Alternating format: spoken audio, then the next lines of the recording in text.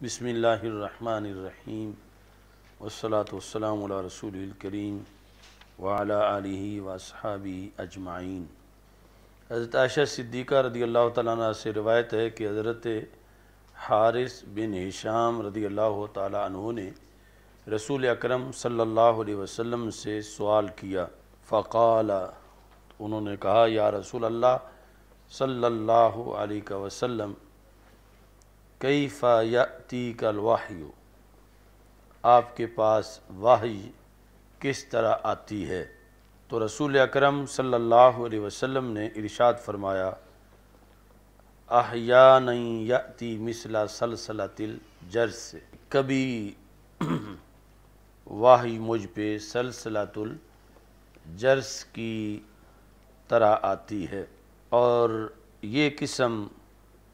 مجھ پر زیادہ بھاری ہے،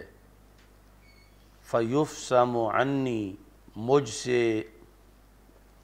علیحدگی کی جاتی ہے یہاں تک کہ میں فرشتے سے یاد کر چکا ہوتا ہوں، وعیت عنہ، محفوظ کر چکا ہوتا ہوں، اور کبھی میرے سامنے فرشتہ حاضر ہوتا ہے رجل کی شکل میں، پس وہ مجھ سے کلام کرتا ہے تو میں محفوظ کرتا ہوں اس چیز کو جو وہ بولتا ہے۔ حضرت عائشہ صدیقہ رضی اللہ تعالی عنہا نے کہا کہ میں نے دیکھا ہے رسول اکرم صلی اللہ علیہ وسلم کو اس حالت میں کہ آپ پر وحی نازل ہو رہی ہے شدید سردی کے دنوں میں، فیفصم عنہ، تو جبریل آپ سے جدا ہوتے تھے، اور حالت یہ ہے کہ نبی اکرم صلی اللہ علیہ وسلم کی جبین سے پسینہ بہہ رہا ہوتا تھا۔ اچھا جی، حضرت حارث بن ہشام یہ بھائی تھے ابو جہل کے، اور فتح مکہ کے موقع پر مسلمان ہوئے تھے، فضلائے صحابہ رضی اللہ تعالی عنہم میں سے تھے، اور فتوح شام کے اندر پھر یہ شہید ہوئے۔ انا للہ و انا الیہ راجعون۔ تو حضرت عائشہ صدیقہ رضی اللہ تعالیٰ عنہ کہتی ہیں کہ انہوں نے سوال کیا حضرت حارث بن ہشام رضی اللہ تعالیٰ عنہ نے، کیف یأتیک الوحی، تو نبی اکرم صلی اللہ علیہ وسلم نے وحی آنے کی دو قسمیں بیان کیں۔ احیاناً، حین کی جمع ہے، یہ قلیل وقت کو بھی حین کہا جاتا ہے اور کثیر وقت کو بھی حین کہا جاتا ہے، اور یہاں جو ہے وہ محض وقت مراد ہے، یعنی گویا کہ رسول پاک صلی اللہ علیہ وسلم نے یوں فرمایا کہ احیاناً یعنی اوقاتاً، اوقاتاً یأتینی مثل سلسلۃ الجرس، اور یہ مفعول فی ہے، ظرفیت کی بنیاد پر منصوب ہے، عامل اس کا یأتینی ہے جو اس سے مؤخر ہے۔ دوسری حدیث میں ہے کہ نبی اکرم صلی اللہ علیہ وسلم فرمایا کرتے تھے، کان الوحی یأتینی علی نحوین، کہ مجھ پر وحی آتی تھی دو طریقے سے، یأتینی بہ جبریل فیلقیہ علیہ، ایک تو یہ کہ جبریل علیہ السلام وحی لاتے تھے اور مجھ پر اس کا القاء کرتے تھے، کما یلقی الرجل علی الرجل، جس طرح کہ ایک بندہ پیغام دوسرے تک پہنچاتا ہے۔ تو وَيَأْتِينِي فِي بَيْتِي، فَيَأْتِينِي فِي بَيْتِي، میرے گھر میں آواز آتی تھی، کس طرح کی؟ گھنٹی کی آواز کی طرح، حَتَّى يُخَالِطَ قَلْبِي، یعنی یہ جو دوسری صورت ہے، یہاں تک کہ وہ میرے دل سے مل جاتی تھی۔ تو اس میں یعنی یہ جو حدیث فتح الباری شرح بخاری کے اندر یہاں انہوں نے ذکر کی ہے، تو اس میں علیحدہ دو قسمیں رسول اکرم صلی اللہ علیہ وسلم نے یعنی علیحدہ الفاظ سے ان کو بیان کیا ہے۔ اب سوال پیدا ہوتا ہے کہ کچھ احادیث میں ہے کہ وحی دوی نحل کی طرح کی آواز ہوتی تھی، نحل شہد کی مکھی، دوی اس کی بھنبھناہٹ، یعنی جس طرح وہ بولتی ہے یا ان کا لشکر گزر رہا ہو تو آواز آتی ہے، جب اکٹھیاں بہت سی مکھیاں ایک جگہ سے اڑ کے دوسری جگہ جا رہی ہوتی ہیں۔ تو اب اس میں پھر تعارض آ گیا کہ ادھر یہ ہے کہ سلسلۃ الجرس گھنٹی کی آواز کی طرح ہے، اور دوسرا یہ ہے کہ شہد کی مکھیوں کی بھنبھناہٹ کی طرح ہے۔ تو جب کہ گھنٹی کی آواز اور طرح کی ہوتی ہے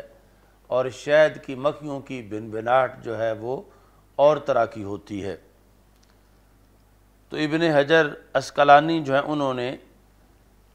یہ جواب دیا کہ دونوں باتوں میں کوئی تعارض نہیں، سلسلۃ الجرس کی طرح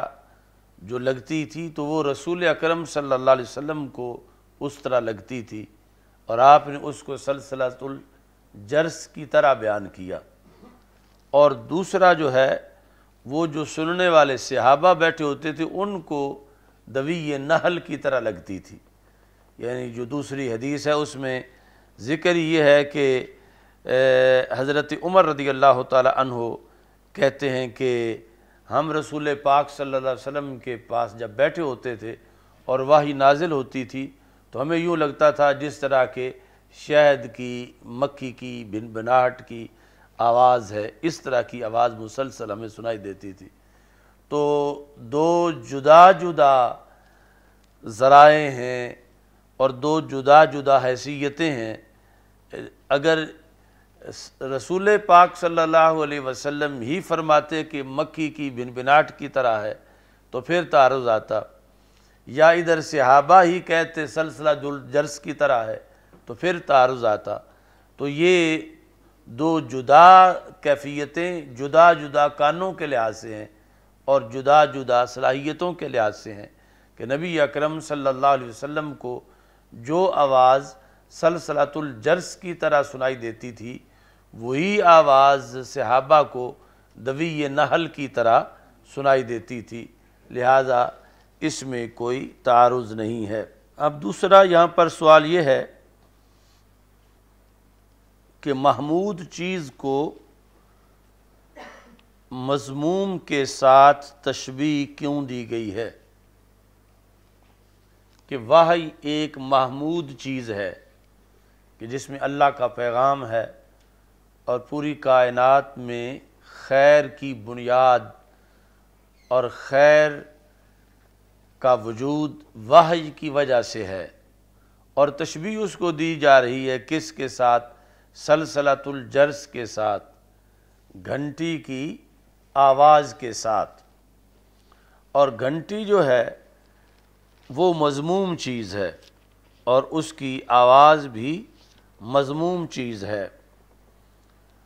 تو اس کے ساتھ پھر محمود چیز کو تشبیہ کیوں دی گئی؟ چونکہ رسول اکرم صلی اللہ علیہ وسلم کا فرمان ہے دوسری جگہ حدیث شریف کے اندر کہ یہ جو گھنٹی کی آواز ہے اس کو شیطان کی آواز کہا گیا ہے،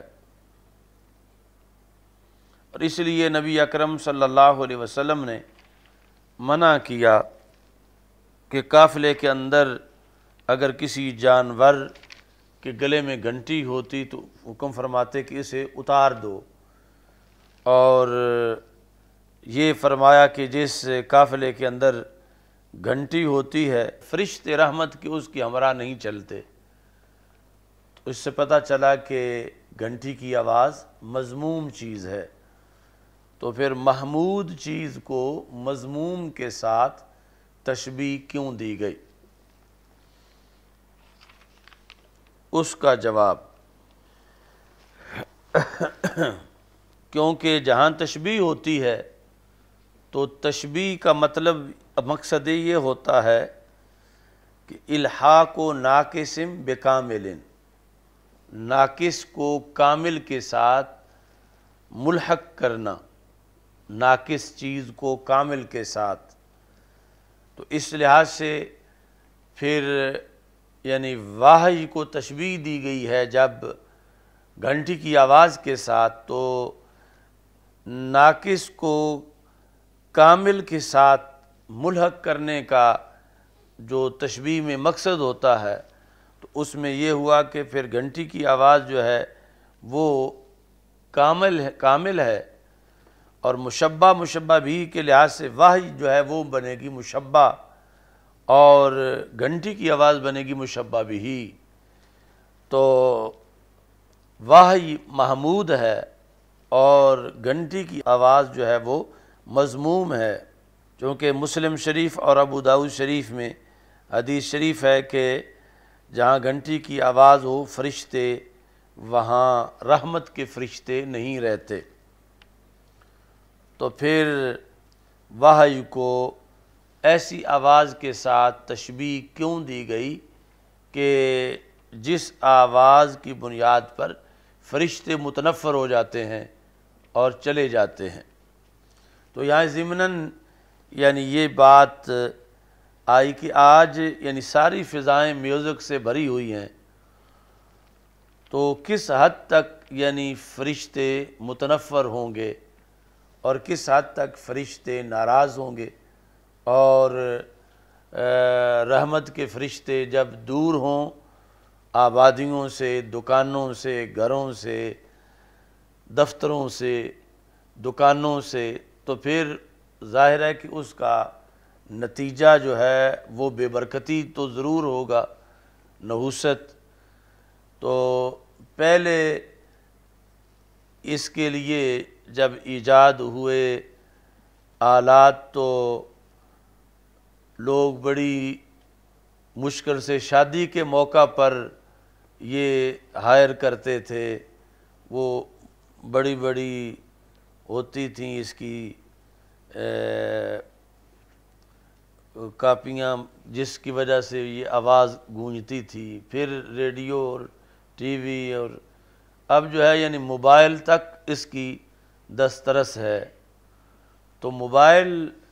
کی ٹیون جو بجتی ہے، یعنی اگر وہ کسی طرح کے بھی میوزک پر مشتمل ہے تو یعنی جہاں بندہ وہ بیٹھتا ہے پھر رحمت کے فرشتے اس کے قریب نہیں آتے، اگرچہ لکھنے والے جو ان کی تو ڈیوٹی ہے مگر وہ بھی ناراض ہو کے ہی ڈیوٹی پوری کرتے ہیں اور لکھتے ضرور ہیں کرامن کاتبین۔ تو اس بنیاد پر یعنی موبائل جو ہے اس کی ٹیون میوزک سے پاک رکھنا ضروری ہے۔ یعنی میوزک تو فرشتے جس سے بھاگ جاتے ہیں وہ ضروری نہیں کوئی اعلیٰ طرز کا کوئی لیٹسٹ میوزک ہو، چونکہ جہاں یہ حکم بتایا گیا وہاں تو وہ سادہ سی گھنٹی ہی تھی جو ٹن ٹن ٹن اس طرح بولتی تھی، تو فرشتے اس کی وجہ سے چھوڑ جاتے تھے کہ اس قافلے کے ساتھ نہیں جانا چونکہ اس میں گھنٹی ہے۔ تو اب اس ٹن ٹن سے تو ہر ٹیون ہی آگے ٹن ٹن کر رہی ہے۔ تو اس بنیاد پر یعنی برکت کے حصول کے لیے، اور جو شکایت ہے لوگوں کو کہ بے برکتی بہت زیادہ ہے، تو پہلے یہ اہتمام تو کریں ظاہری طور پر کہ برکت انہیں حاصل رہے، اور اس کے مقابلے میں یعنی جو عدم برکت ہے اس کے لیے افرنگ نے نظام ایسا بنا رکھا ہے کہ ہر جگہ ہی وہ میوزک یا گھنٹی کی آواز سے 100 مرتبہ بڑی جس کے اندر طنین ہے وہ میوزک اس طرح کا لگا ہوا ہے، تو بندے کو اپنی گاڑی، اپنا دفتر، اپنا گھر، اپنی جیب، اپنے کان جو ہیں وہ اس سے محفوظ رکھنے چاہیے۔ اب یہاں پر جواب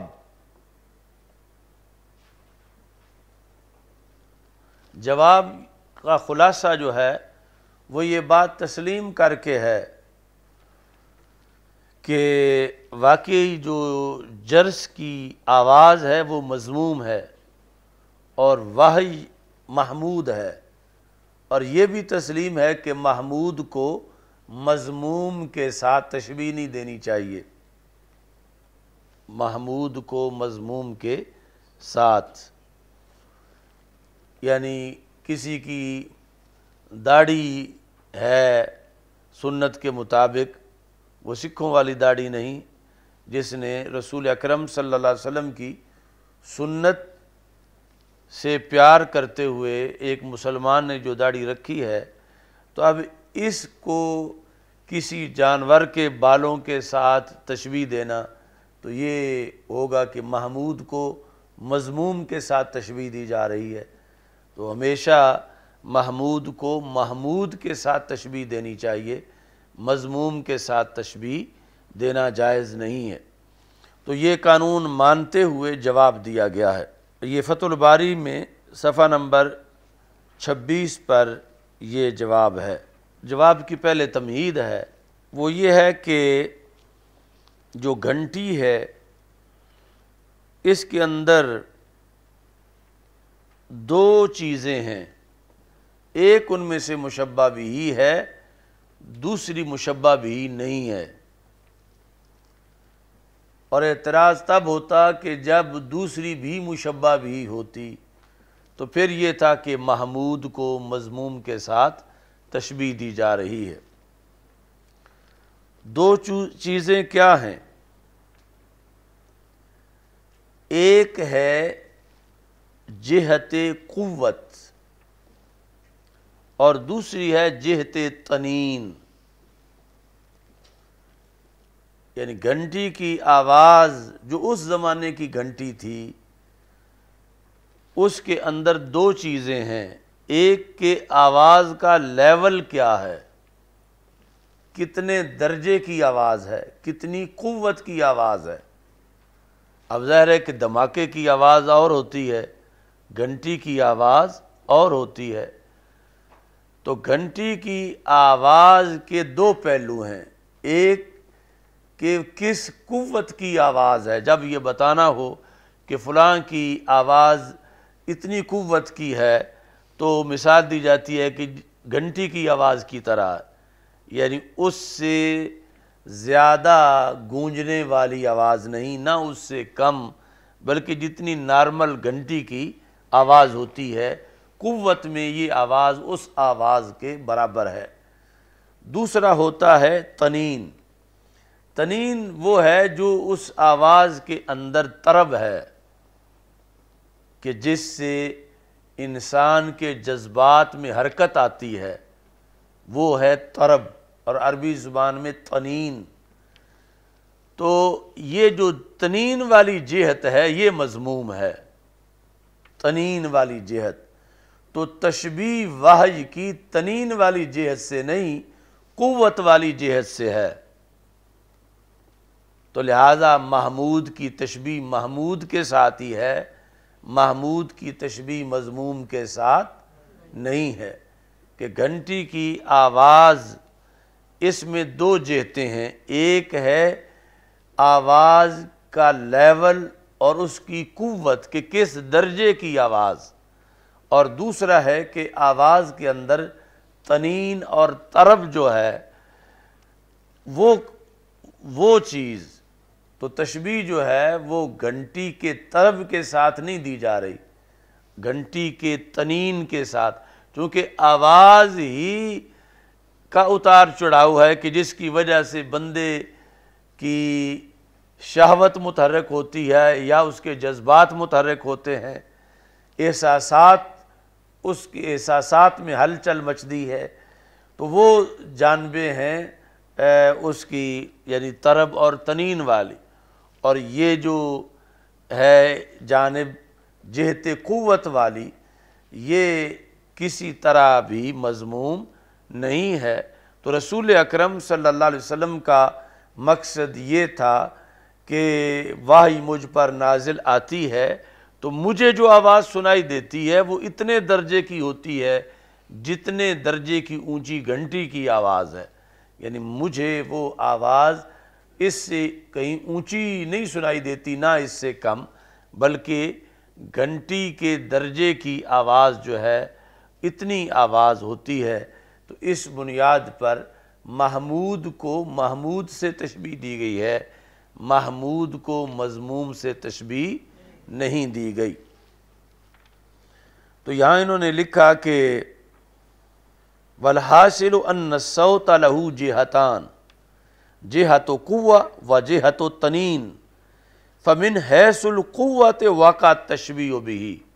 تو قوت کے لحاظ سے اس کو مشبہ بھی بنایا گیا ہے، تنین کے لحاظ سے مشبہ بھی نہیں بنایا گیا۔ اور ادھر جو حدیث ہے جس میں یہ ہے کہ جہاں گھنٹی ہو وہاں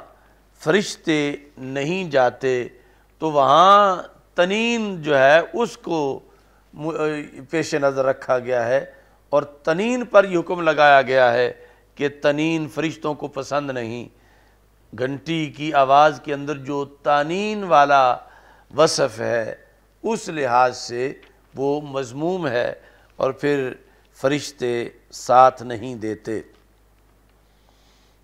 وہ بحث تھی فتح الباری میں۔ عمدۃ القاری میں ہے صفحہ نمبر 80 پر کہ ابو داؤد شریف میں ہے کہ گھنٹی کو مزمار الشیطان کہا گیا ہے، شیطان کا آلہ، شیطان کی سرنگی، تو اس کے ساتھ پھر تشبیہ اسے کیوں دی گئی؟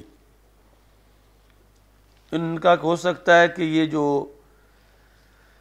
ظاہر ہے کہ یہ جو آپ نے سفر کے لحاظ سے بیان کیا کہ جب سفر میں گھنٹی والا جانور ہو تو فرشتے ساتھ نہیں جاتے، یہ بات نزول وحی کے آغاز کے کئی سال بعد کی ہے، تو یہ بعد کا حکم ہے اور وہ پہلے کا ہے، لہذا اس کے آنے سے پہلے پہلے اس میں اس کے ساتھ تشبیہ دی۔ لیکن اس سے زیادہ اچھا جواب وہی ہے جو کہ فتح الباری کے اندر موجود ہے کہ رسول اکرم صلی اللہ علیہ وسلم سے جب بھی پوچھا گیا وحی کیسے آتی ہے تو آپ نے وہ صرف آغاز وحی کی نہیں، ہمیشہ جو وحی آتی تھی اس کے لحاظ سے ہمیشہ سوال کا جواب انہی لفظوں سے ہی ارشاد فرمایا۔ تو ہمارے اسلاف اکابر جو ہیں انہوں نے شروحات لکھتے ہوئے جو بعد میں آنے والے اعتراض تھے یا فتنے تھے ان کا پہلے ہی جواب دیا۔ تو یہاں اس حدیث سے جو سلسلۃ الجرس والی حدیث ہے ان الفاظ سے یعنی طاہر القادری نے استدلال کیا آج میوزک کے جواز پر کہ گانا بجانا ٹھیک ہے چونکہ وحی کی آواز بھی سلسلۃ الجرس کی طرح ہوتی تھی، تو جب کہ یعنی یہ فیصلہ پہلے ہو چکا تھا کہ تشبیہ جو ہے وہ ہے ہی صرف اس میں کہ آواز کا لیول کیا ہے اور آواز کس درجے کی ہے، وہ جو دوسری جہت ہے طرب والی اس کے وجہ سے تو تشبیہ نہیں دی جا رہی، اور جس وجہ سے تشبیہ نہیں دی جا رہی اس وجہ سے استدلال کر رہا کہ یہاں سے میوزک کو ثابت کرنے کے لیے وہ تب ہوگی کہ جس وقت تشبیہ جائز ہوتی مضموم کے ساتھ، وہ تو ہے ہی مضموم، تو ایک چیز جو مضموم ہے اور اس کے بارے میں واضح حدیثیں ہیں، پھر اس مضموم چیز سے اپنے لیے کسی چیز کا جواز نکالنا اس کا تو کوئی تک نہیں بنتا۔ اس لیے یعنی ہمارے اکابر نے پہلے سے ہی یہ دروازہ بند کیا کہ کوئی گھنٹی کی آواز سے گھنٹیاں بجانا نہ شروع کر دے، بلکہ اس میں جو تشبیہ ہے وہ تو صرف لیول کے لحاظ سے ہے، ویسے تشبیہ ہے ہی نہیں کہ جس سے کوئی میوزک کا استدلال کرے۔ تو یہ تفصیل وہ ارشاد الساری کے اندر بھی موجود ہے، جس طرح فتح الباری میں ہے ایسے ہی ارشاد الساری کے اندر بھی یہ موجود ہے۔ تو یہ ارشاد الساری امام قسطلانی کی جو ہے جلد نمبر 1، یہ صفحہ نمبر 60 ہے اس کا، میرے چھاپے کا، یہ پرانا چھاپا ہے، پہلے 58 سے پھر اس کی ضمیریں کچھ دیکھ لو کہ یأتینی مثل سلسلۃ الجرس، تو یأتینی کا جو حال ہے وہ ہے وحی، کہ وحی آتی ہے میرے پاس سلسلۃ الجرس کی مثل، وَهُوَ أَشَدُّهُ عَلَيَّ، کہ وحی کی قسموں میں سے میرے لحاظ سے یہ اشد ہے، فَيَفْسِمُ عَنِّي یا فَيُفْسَمُ عَنِّي، تو فاعل یا وحی ہے یا ملک ہے،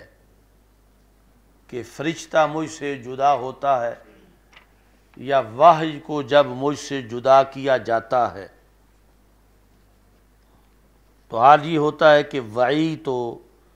میں نے، وعی تو انہو میں ضمیر مجرور جو ہے وہ ہے ملک، کہ فرشتے سے میں نے اس چیز کو محفوظ کر لیا ہوتا ہے، کیا ما قالا، جو اس نے کہا۔ اب یہاں انہوں نے کہا فَإِن قُلْتَ صوت الجرس مذموم، کہ جرس کی آواز جو ہے یہ مذموم ہے، لصحۃ النہی عنہ کما فی مسلم و ابی داود وغیرہما، فکیف یشبہ بہ ما یفعلہ الملک بہ، تو جو فرشتے کے فعل کو پھر اس کے ساتھ کیوں تشبیہ دی جا رہی ہے کہ جس فعل سے فرشتے نفرت کرتے ہیں۔ اجیبا بأنہ لا یلزم من التشبیہ تساوی المشبہ بالمشبہ بہ فی الصفات کلہا، کہ جہاں تشبیہ دی جائے تو ضروری نہیں ہے کہ مشبہ اور مشبہ بہ آپس میں ساری جہتوں میں مساوی ہوں، ساری صفتوں میں مساوی ہوں، یہ تشبیہ میں ضروری نہیں ہوتا۔ جس طرح کہ مثلا زید کالاسد، تو اب ٹانگوں میں تو تشبیہ نہیں ہے، دم میں تشبیہ نہیں ہے، تو یہ سامنے رکھتے ہوئے مثال سمجھنا چاہیے کہ لازم نہیں، کبھی تو ہوتا ہے کہ ایک چیز بالکل ہو دوسری کی طرح ہے ہر جہت میں، ہر پہلو میں، لیکن یہ لازم نہیں کہ ہمیشہ تشبیہ میں یہی ہو، تو ہر جہت میں مساوی ہونا یہ تشبیہ کے لیے شرط نہیں ہے۔ بعض وجوہ میں کسی ایک وجہ میں بھی آپس میں ایک جیسے ہوں، مثلا بہادری تو زید کالاسد کہہ دیا جاتا ہے، بل یکفی اشتراکہ ما فی صفت ما، کسی ایک صفت میں بھی اشتراک کافی ہے تشبیہ دینے کے لیے، کسی ایک صفت کے اندر بھی دونوں کون، مشبہ اور مشبہ بھی، ان کا آپس میں اشتراک ہو جائے تو تشبیہ دی جا سکتی ہے۔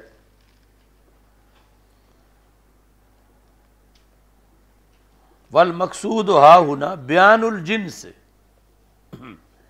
یہاں بیان جنس مراد ہے، یعنی کس درجے کی آواز۔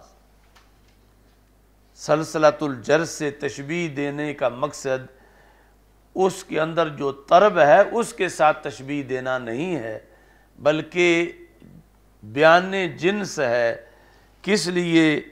کہ لوگوں کے افہام کے بات قریب ہو جائے، کہ وہ آواز کے بارے میں، چونکہ آواز کے کئی درجے ہیں، دھیمی بھی ہے، بہت بھاری بھی ہے، تو اس کو سمجھانے کے لیے یہاں پر یہ جن سے صوت یہاں مشبہ بھی ہے، یا درجہ یا لیول۔ تو یہاں انہوں نے لکھا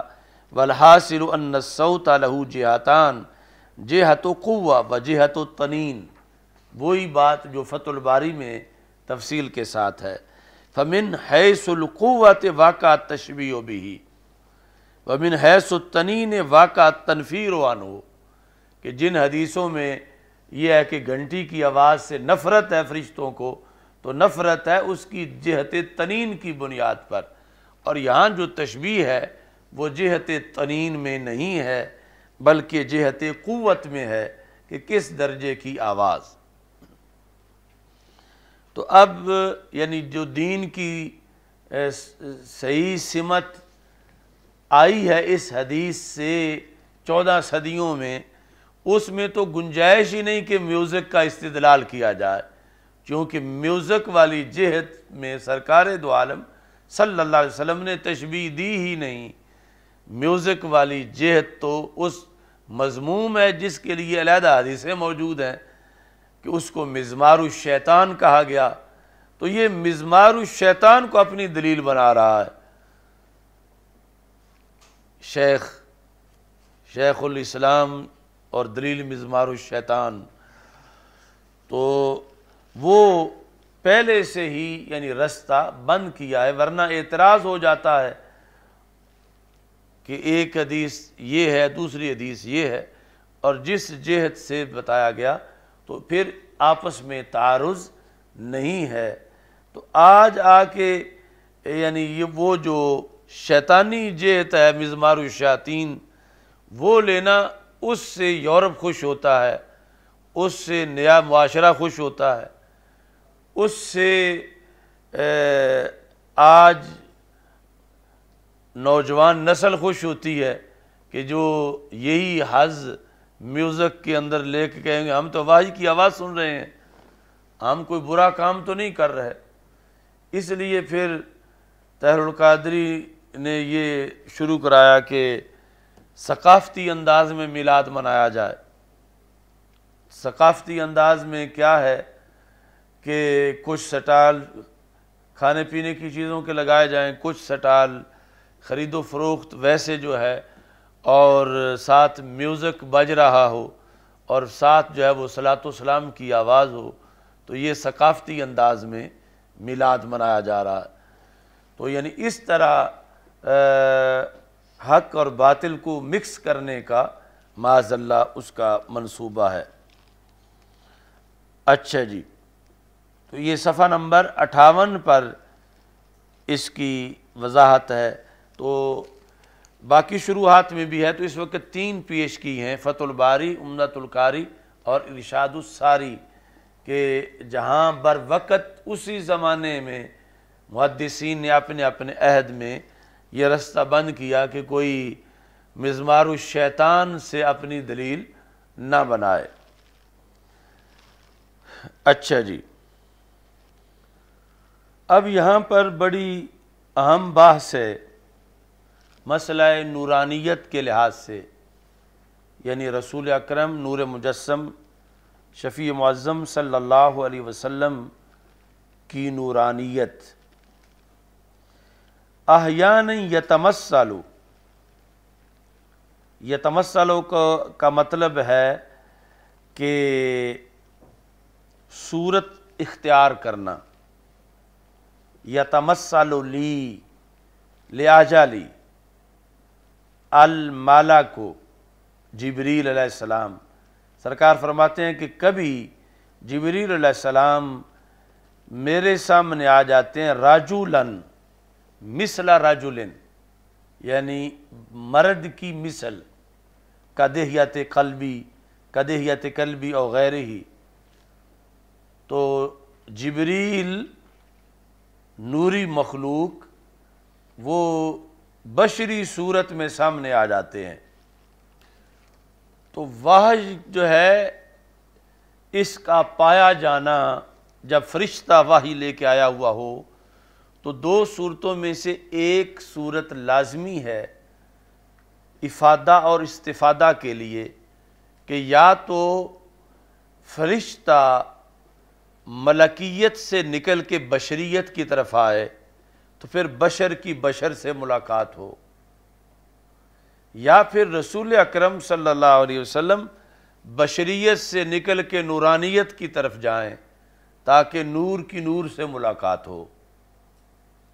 یعنی ملاقات کے اندر یہ آپس میں مناسبت ضروری ہے، یا بشر کی بشر کے ساتھ یا نور کی نور کے ساتھ۔ تو کبھی ایسا ہوتا تھا کہ جبریل علیہ السلام ملکیت سے بشریت کی طرف آتے تھے، اور کبھی ایسا ہوتا تھا کہ رسول اکرم صلی اللہ علیہ وسلم بشریت سے نورانیت کی طرف، اور اس طرح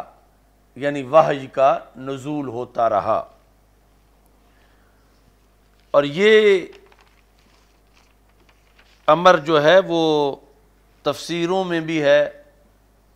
مثلا جو حاشیہ سیال کوٹی ہے تفسیر بیضاوی پر، اس کے اندر بھی یہ حقیقت لکھی ہوئی ہے، اور ایسے ہی یہاں پر ان مختلف شروحات کے اندر بھی اس چیز کو لکھا گیا ہے۔ مثلا فتح الباری کے اندر ہے کہ جب وحی کا نزول ہوتا تھا، ارشاد الساری میں پہلے بیان کرتے ہیں 59 صفحے پر یہ ہے، 60 صفحے پر یہ عبارت ہے کہ وَالتَّلَقِّي مِنَ الْمَلَكِ، فرشتے سے وصول کرنا، وَالرُّجُوعُ إِلَى الْبَشَرِيَّةِ، اور وصول کر کے نورانیت سے واپس بشریت میں آنا، وَفَهْمُهُ مَا أَلْقَى إِلَيْهِ، اور جو فرشتے نے وحی دی ہے اس کو سمجھنا، ایک تو ہے لفظ محفوظ کرنا، ایک ہے اس کا مطلب سمجھنا، اور ایک ہے کہ اگر رسول پاک صلی اللہ علیہ وسلم نورانیت کی طرف گئے ہیں وحی وصول کرنے کے لیے تو واپس بشریت کی طرف آنا، یہ تین چیزیں جو ہیں ان کے لیے کتنا وقت درکار ہے۔ کہتے ہیں کہ کأنہ فی لحظۃ واحدہ بل اقرب من لمح البصر، یہ آنکھ جھپکنے سے بھی تھوڑی مدت کے اندر سب کچھ ہو جاتا تھا۔ یعنی یہ نہیں ہے کہ کئی گھنٹے لگیں کہ تبدیلی ہو بشریت سے نورانیت کی طرف، اور پھر گھنٹے لگیں نورانیت سے بشریت کی طرف، بل تین کام، یعنی بشریت سے نورانیت کی طرف جانا، پھر نورانیت کی حالت میں جبریل سے ملاقات کرنا، پھر جبریل سے وصول کرنا، اور جو کچھ ملا اسے سمجھنا، اور پلٹ کے واپس بشریت میں آنا، یہ سب کچھ آنکھ جھپکنے سے پہلے ہو جاتا تھا۔ اچھا جی، اور یہاں انہوں نے شان نبوت یہ لکھی، یعنی یہ بریلویت دیوبندیت کے اختلاف سے کئی صدیاں پہلے یہ کتابیں لکھی گئیں، اور اس میں مذہب کیا ہے جس کو بعد میں بریلویت کہا گیا، یعنی مسئلہ نور میں، کہ یہاں ارشاد الساری کے اندر انہوں نے صفحہ نمبر 60 پہ لکھا جعل اللہ تعالی لانبیائہ علیہم السلام، اللہ نے اپنے نبیوں کو علیہم السلام کو یہ شان بخشی ہے، یعنی یہ نبوت ہے کیا، الانسلاخ من حالت البشریت الى حالت الملکیت، الانسلاخ نکل جانا بشری حالت سے ملکی حالت کی طرف، جیسے ادھر فرشتوں کو یہ صلاحیت ہے کہ وہ ملکی حالت سے بشری حالت کی طرف آ جائیں، تو نبیوں کو یہ اللہ نے نبیوں کے جسم کو یہ طاقت دی ہے، عام لوگوں میں نہیں کہ وہ بشریت سے ملکیت کی طرف نکل سکیں۔ یہ بے مثل بشر ہیں کہ جن کے اندر یہ صلاحیت بھی ہے کہ وہ بشریت سے نکل سکتے ہیں ملکیت کی طرف۔ اور اس نکلنے کو کیا کا انسلاخ، تو انسلاخ ہوتا ہے پہنا ہوا لباس اتار دینا، یا یہ بلا تشبیہ و تمثیل جو سانپ کی کھال ہوتی ہے جو وہ جب پرانی ہو جاتی ہے تو کانٹے دار درختوں میں الجھ کے اندر سے نکل جاتا ہے اور وہ کھال وہیں لٹکی رہتی ہے پرانی، تو یہ ہے انسلاخ۔ تو یہاں کوئی نبیوں کو سرجری نہیں کروانی پڑتی کہ چونکہ وحی وصول کرنی ہے، اور فرشتہ جو ہے وہ تو ملکیت سے بشریت کی طرف آ نہیں رہا، اگر آ جاتا تو پھر تو ضرورت نہیں تھی، اور ہمیں اب جانا پڑنا ہے نورانیت میں، تو اب کوئی آپریشن ہو تو پھر ایسا ہو، تو یہ تکلفات نہیں تھے ان کے نورانی اجسام کے اندر۔ یہ اللہ نے صلاحیت رکھی تھی کہ یہ نبوت کی خصوصیت ہے، عام انسانوں کے لیے نہیں، کہ وہ اس حالت سے دوسری حالت میں جائیں اور امانت وصول کریں اور واپس پہلی کی طرف لوٹیں، اور ابھی آنکھ جھپکنے تک بھی ٹائم نہ گزرا ہو۔ پھر سنو، جعل اللہ تعالی لانبیاء علیہم السلام الانسلاخ، یہ مفعول بھی ہے جعل کا،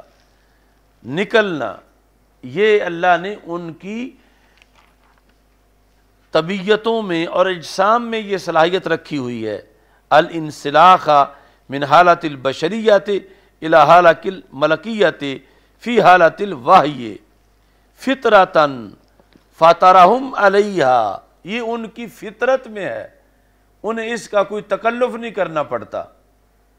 یہ فطرت ہی ان کی ایسی ہے۔ وَجِبِلَّةً صَوَّرَهُمْ فِيهَا، ان کی جبلت ہی رب نے ایسی بنائی ہے نبیوں کی۔ اب نبوت جو قرآن و سنت کی روشنی میں ہے اس کو سامنے رکھیں تو وہی عقیدہ سامنے آتا ہے جس کو بریلویت آج کہا جا رہا ہے، چونکہ جو اس پر زور دے رہے ہیں کہ ہمارے جیسے بشر ہیں من کل الوجوہ، تو پھر ان بشروں میں تو یہ طاقت نہیں کہ یہ بشریت کی کھال اتاریں اور ملکیت میں چلے جائیں، ان کو تو ذبح بھی کر دیا جائے یا کھال اتار بھی دی جائے چھریوں کے ساتھ، تو پھر بھی یہ کسی دوسری حیات میں نہیں جا سکیں گے سوائے تعفن اور بدبو والی حیات کے کہ گل سڑ جائیں گے۔ اور ادھر جبلت ہی ایسی ہے کہ وہ بشریت سے نورانیت کی طرف اور نورانیت سے بشریت کی طرف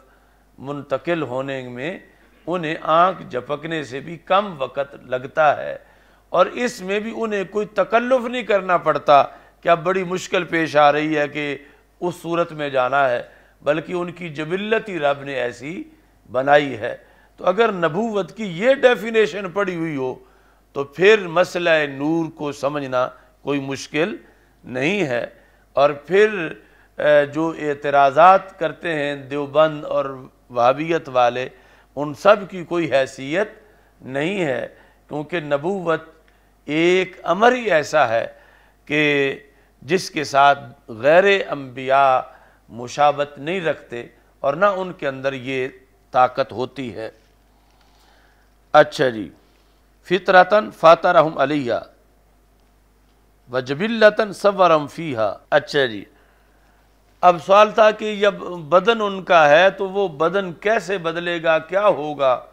تو انہوں نے کہا وَنَزَّہَهُمْ عَن مَوَانِعِ الْبَدْنِ وَأَوَائِقِهِ، اللہ نے ان کو پاک رکھا ہوا ہے بدن کے موانع سے،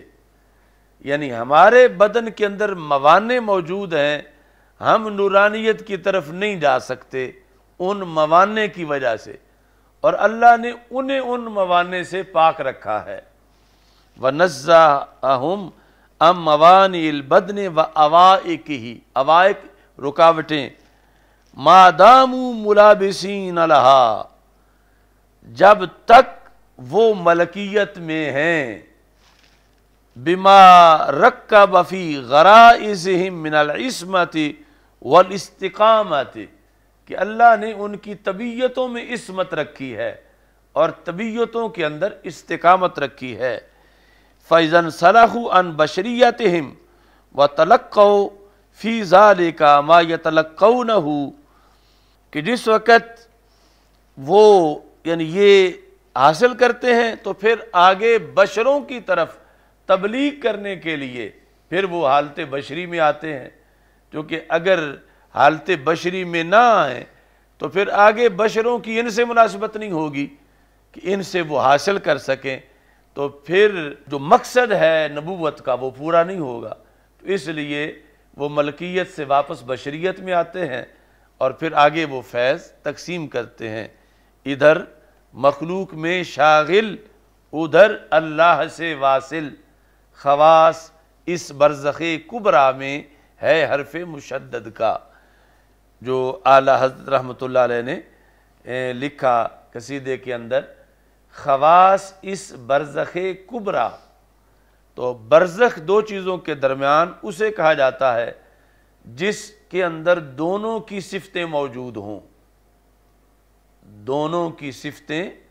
موجود ہوں، وہ برزخ ہے۔ جس طرح کہ نیند حیات اور موت کے درمیان برزخ ہے، اس میں کچھ صفتیں موت والی ہیں، کچھ صفتیں حیات والی ہیں۔ مرجان پتھر اور درخت کے درمیان برزخ ہے، کچھ پتھروں والی صفتیں ہیں، کچھ درختوں والی صفتیں ہیں۔ تو رسول اکرم صلی اللہ علیہ وسلم برزخ کبریٰ ہیں۔ ایسے ہی جو عالم برزخ ہے اس میں بھی کچھ آخرت والی صفتیں ہیں، کچھ دنیا والی ہیں۔ تو رسول اکرم صلی اللہ علیہ وسلم برزخ کبریٰ ہیں، یعنی خالق اور مخلوق کے درمیان برزخ، کہ کچھ صفات خالق والی ہیں اور کچھ صفات مخلوق والی ہیں۔ جو خالق والی صفات ہیں اس کی بنیاد سے خالق سے ملاقات کر لیں تو جل کے راکھ نہیں ہوتے، اور جو مخلوق والی صفات ہیں اس کی وجہ سے صحابہ آ کے مل لیں تو وہ جل کے راکھ نہیں ہوتے، کہ ان تک جو ہے وہ فیض پہنچتا ہے۔ تو جس طرح شد والا حرف پہلے کے ساتھ بھی پڑھا جاتا ہے، بعد والے کے ساتھ بھی پڑھا جاتا ہے، تو یہ ہے کہ ادھر مخلوق میں شاغل، ادھر اللہ سے واصل، بیک وقت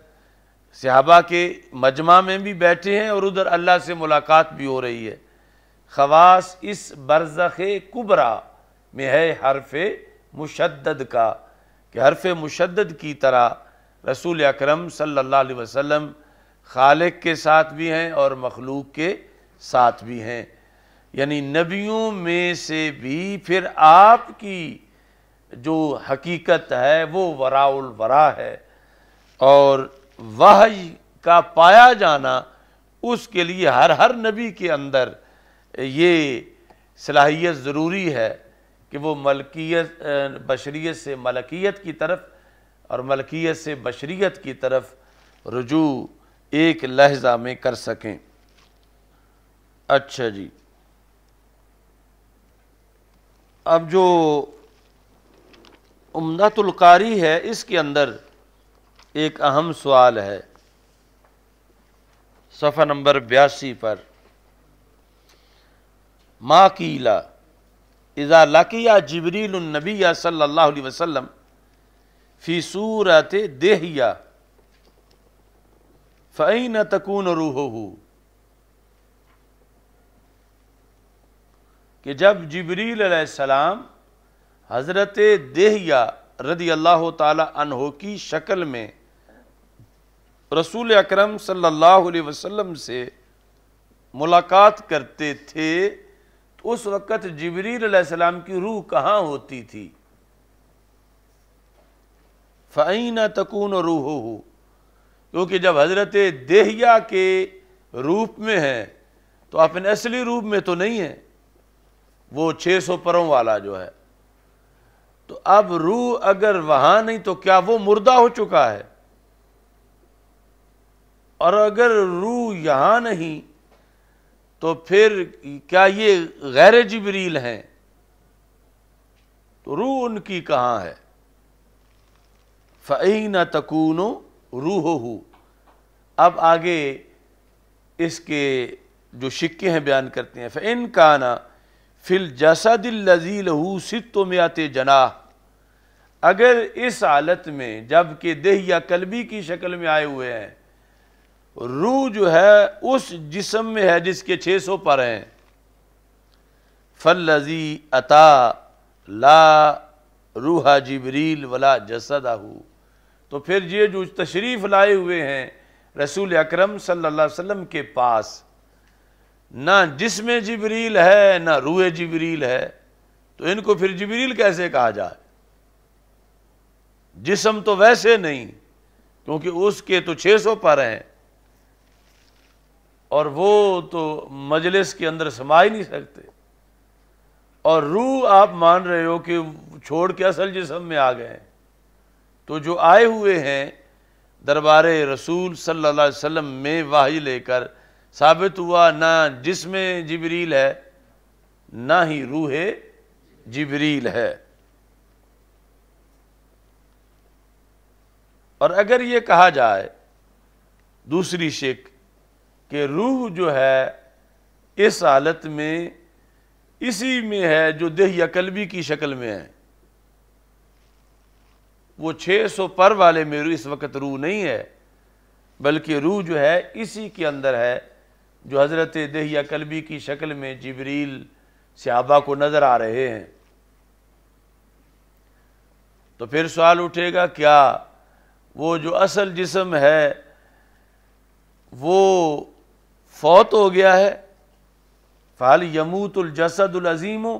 أَمْ يَبْقَى خَالِيًا مِنَ الرُّوحِ الْمُنْتَقِلَ عَنْهُ إِلَى الْجَسَدِ الْمُشَبَّهِ بِجَسَدِ دِہِیَّہ، کہ کیا اس حالت کے اندر وہ جسم اصلی جو تھا وہ اس پہ موت آ گئی ہے یا موت نہیں آئی، روح کے بغیر ہی زندہ ہے؟ کیونکہ یا تو پھر موت ماننی پڑے گی، اگر موت نہیں مانتے تو پھر یہ ماننا پڑے گا کہ اس میں یہ صلاحیت ہے، اس جسم میں روح نہ ہو پھر بھی زندہ رہ لیتا ہے۔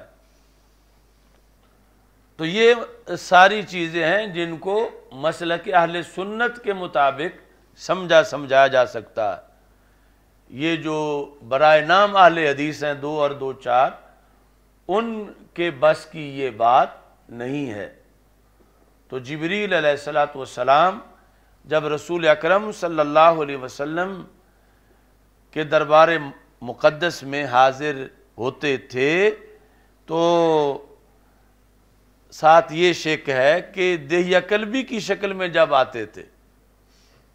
اس صورت پر سوال ہے کہ جب دہیہ قلبی کی شکل میں حاضر خدمت تھے تو اس وقت جبریل علیہ السلام کی روح کہاں تھی؟ اب 2 شکے ہیں، یا تو روح ہے اصل جسم کے اندر جس کے 600 پر ہیں، تو اب اصل جسم کا زندہ ہونا تو ثابت ہوا، لیکن یہ اعتراض ہوا کہ یہ جو آئے ہوئے ہیں یہ نہ جسد جبریل ہے نہ روح جبریل ہے، تو پھر انہیں جبریل کیسے کہا جا سکتا؟ دونوں میں سے کم از کم ایک چیز تو ہوتی، تو جسم ہے 600 پروں والا وہ یہ ہے نہیں، اور روح اسی جسم میں ہے، تو پھر کس معنی میں انہیں جبریل علیہ السلام کہا جائے؟ اور اگر دوسری شکل لیتے ہو کہ روح بھی اسی جسم میں ہے دہیہ قلبی والے میں رضی اللہ تعالیٰ عنہ، تو پھر اصل جسم پہ بحث ہوگی کہ وہاں دو شکیں بنیں گی، یا تو پھر اصل جسم پر موت طاری ہو جائے گی، یا یہ ہوگا کہ مانا جائے کہ اصل جسم مردہ نہیں ہے، زندہ، مگر اس میں یہ صلاحیت ہے کہ روح کے بغیر بھی زندہ لے لیتا ہے، کہ روح اگرچہ دے یا قلبی والے جسم میں منتقل ہوئی ہے، یہاں ہوتے ہوئے بھی روح کا اصل جسم کے ساتھ تعلق ہے، یعنی وہ روح ایسی ہے، ضروری نہیں کہ اصل جسم میں رہے تو پھر اصل جسم زندہ رہے، وہ دیہ یا قلبی والی شکل میں آئی ہوئی ہو تو پھر بھی اصل جسم زندہ رہے۔ یہ دوسری شک کے اندر پھر دو شکیں ہیں۔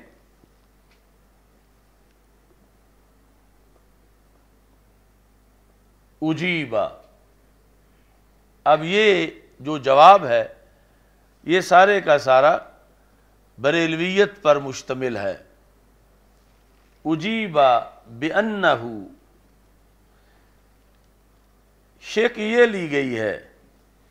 کہ یہ جو آئے ہوئے ہیں حضرت صاحب رسول پاک صلی اللہ علیہ وسلم کی خدمت میں، ان میں روح جبریل ہے، تو اس واسطے نے جبریل کہنا صحیح ہے، جسد جبریل تو نہیں لیکن روح جبریل ہے۔ تو سوال پیدا ہوگا کہ پھر اصل کا کیا بنے گا؟ تو اس کا انہوں نے جواب دیا کہ بعید نہیں اللہ یکون انتقالها موجب موت ہی، یہ بعید نہیں روح جبریل کے لحاظ سے کہ وہ منتقل ہو تو پچھلے کی موت آ جائے، یعنی حضرت دیہ یا قلبی والے جسم میں روح آئے اور پیچھے جہاں اصل جسم پر موت آ جائے، بعید نہیں کہ انتقال کے باوجود موت نہ آئے، یعنی یہ ہماری روحیں ہیں کہ جب منتقل ہوتی ہیں تو جسم پہ موت آ جاتی ہے، تو جبریل علیہ السلام کی روح حضرت دیہ یا قلبی والے روپ میں آئی ہوئی ہے، لیکن موت پچھلے جسم کی بھی نہیں، اس واسطے کہ یہ روح ایسی ہے کہ یہاں انتقال کی بنیاد پر موت واقع نہیں ہوتی، روح منتقل بھی ہو پھر بھی حیات برقرار رہتی ہے۔ اچھا جی، فَيَبْقَ الْجَسَدُ حَيًّا لَا يَنْقُصُ مِن مُفَارَقَتِهِ شَيْءٌ، کہتے ہیں جبریل کا جسم اصل 600 پروں والا روح اگرچہ یہاں دیہ یا قلبی والے جسم میں آئی ہوئی ہے صورت میں، وہ پھر بھی زندہ ہے، اور صرف زندہ ہی نہیں، لا ينقص من مفارقتی شیء، روح کے جدا ہونے سے اس جسم میں کوئی نقص ہی واقع نہیں ہوا، وہ اپنے سارے فنکشن کر سکتا ہے، روح کے منتقل ہونے کے باوجود پھر بھی وہ زندہ ہے، اور زندہ بھی ایسا کہ اس میں کوئی نقص واقع نہیں ہوا کہ وہ جسم اب حرکات و سکنات نہ کر سکے،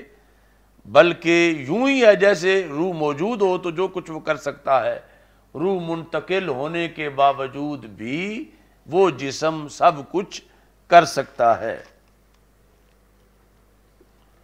وَيَكُونُ انتقال روحِهِ إِلَى الْجَسَدِ الثَّانِي، جسد ثانی کیا ہے؟ حضرت دیہیا والا، تو ہوگا منتقل ہونا جبریل علیہ السلام کی روح کا، کدھر منتقل ہونا؟ جسد ثانی کی طرف۔ کیسے ہوگا؟ کانتقال ارواح الشہداء الى اجواف طیر، جس طرح کے کہا جاتا ہے شہیدوں کی روحیں سبز رنگ کے پرندوں کے پیٹوں میں ہیں، تو ادھر بھی ہے اور شہید کے بدن کے ساتھ بھی ان کا تعلق ہے، تو ایسے ہی جبریل علیہ السلام کی روح اصل ادھر دیہ یا قلبی والی صورت میں بھی ہے اور اصل بدن کے ساتھ بھی تعلق ہے۔ وَمَوْتُ الْأَجْسَادِ بِمُفَارِقَةِ الْأَرْوَاحِ لَيْسَ بِوَاجِبٍ عَقْلًا، تو بہرحال جواب کا خلاصہ یہ بنا کہ شیخ یہ لے رہے ہیں کہ جب دہیہ قلبی کی شکل میں جبریل علیہ السلام آئے ہوئے تھے تو روح جبریل ان میں موجود تھی، لہٰذا ادھر سے معاملہ کلیئر ہوا کہ یہ نہیں کہہ سکتے یہ کوئی علیحدہ چیز ہے، جبریل کی نہ روح ہے نہ جسم ہے، یہ کوئی ہے ہی اور چیز، بلکہ یہ جبریل ہیں چونکہ روح جبریل موجود ہے۔ باقی اصل کے لحاظ سے وہ جو 600 پروں والا جسم ہے وہ بھی، اس پہ بھی موت نہیں آئی کہ جب جبریل وحی لائیں تو اصل جسم پر موت آ جائے، اس پہ بھی موت نہیں آئی، وہ زندہ ہے اور اس میں کوئی نقص بھی واقع نہیں ہوا کہ یہ روح بیک وقت یعنی منتقل ہونے کے باوجود پچھلے جسم کو زندہ رکھنے والی ہے۔ تو یہاں سے پھر یہ جو مماتی ہیں ان کے جو شکوک و شبہات ہیں، اور پھر حیات الانبیاء علیہ السلام کا جو عقیدہ ہے اس کی بھی اچھی طرح وضاحت ہو سکتی ہے کہ جب رسول اکرم صلی اللہ علیہ وسلم کے دربان کی روح کا یہ عالم ہے کہ جسم سے منتقل بھی ہو جائے تو موت واقع نہیں ہوتی، تو نبیوں کے سلطان کی روح کا پھر عالم کیا ہوگا؟ یعنی آج ان کے سارے ترازو تو یہیں ٹوٹ جاتے ہیں کہ ان کے پاس سورسز ہی سارے جو ہیں وہ اپنی بشریت تک کے ہیں کہ جہاں روح منتقل ہو جائے تو بدن ختم ہو جاتا ہے، اور موضوع اس ذات کو بناتے ہیں کہ جن کی حقیقت اس ذات سے بھی وراء الورا ہے کہ جس ذات کی روح دہیہ قلبی میں آئی ہوئی ہو تو اصل جسم پر موت وارد نہیں ہوتی، تو پھر جو اس سے بھی وراء الورا ہیں ان کے لحاظ سے یہ مٹی میں مل جانے کا نظریہ کیسے بنا سکتے ہیں یا ان کی حیات کا انکار کیسے کر سکتے ہیں؟ اسی لیے یعنی جب شک صدر ہوا اور دل مبارک باہر نکالا گیا تو پھر بھی رسول اکرم صلی اللہ علیہ وسلم کی حیات برقرار رہی، اگرچہ ویسے دل نکل جائے جسم سے تو موت آ جاتی ہے، لیکن یہاں موت نہیں آ سکی، حیات برقرار رہی، اور اس کے بعد یعنی جو لمحہ وصال نبوی ہے وہ ایک لمحہ ہے وعدہ حق پورا ہونے کے لیے، اللہ حی لا یموت ہے، رسول اکرم صلی اللہ علیہ وسلم حی یموت ہے، اور یموت انبیاء کو بھی اجل آنی ہے، مگر ایسی کہ فقط آنی ہے، اس آن کے بعد ان کی حیات مثل سابق وہی جسمانی ہے، اس کی ازواج کو جائز ہے نکاح، اس کا ترکہ بٹے جو فانی ہے، یہ ہیں حی ابدی ان کو رضا صدق وعدہ کی قضا مانی ہے، یعنی صدق وعدہ کہ اللہ کا نظام ہے کہ دنیا میں جس نے آنا ہے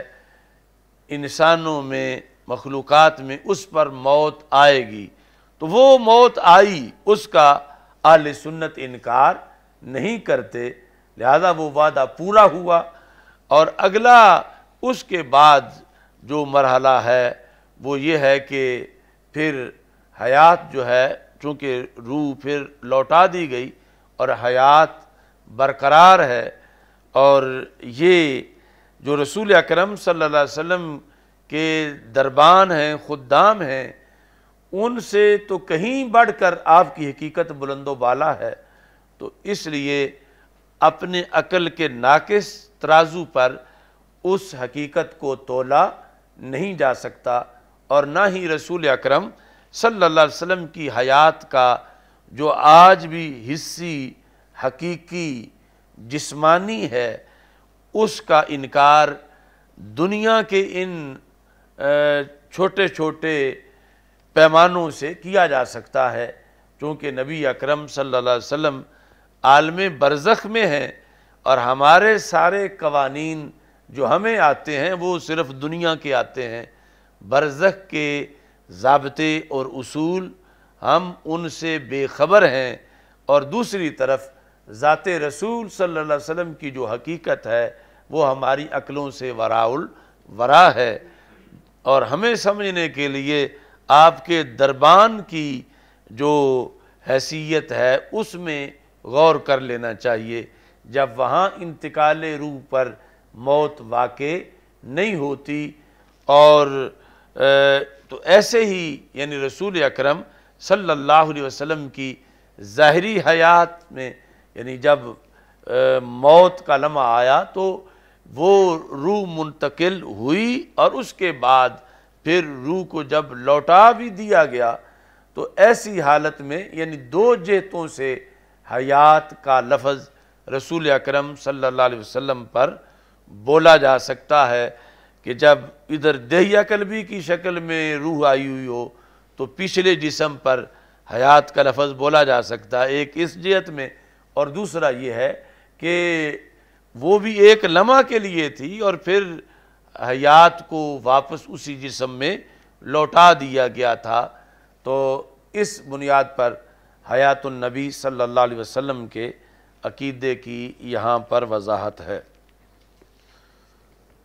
چلو سائیں پھر بات۔ الحمدللہ رب العالمین والعاقبۃ للمتقین والصلاۃ والسلام علی رسول اللہ لا الہ الا اللہ وحدہ لا شریک لہ لہ الملک ولہ الحمد وہو علی کل شیء قدیر۔ اللہم بارک اللہم بارک وصلی اللہ تعالی علی حبیبہ